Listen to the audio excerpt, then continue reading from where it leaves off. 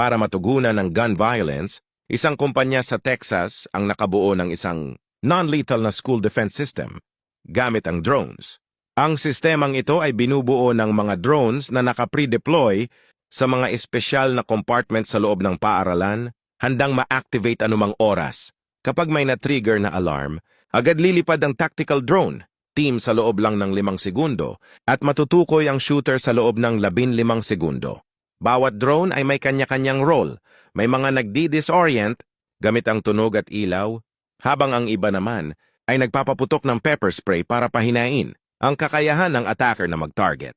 Kung kinakailangan kaya rin ng drones na banggain ang target para mapatumba ito, layunin ng system na ma-neutralize ang banta gamit ang non-lethal na paraan upang maprotektahan ang mga guro at estudyante.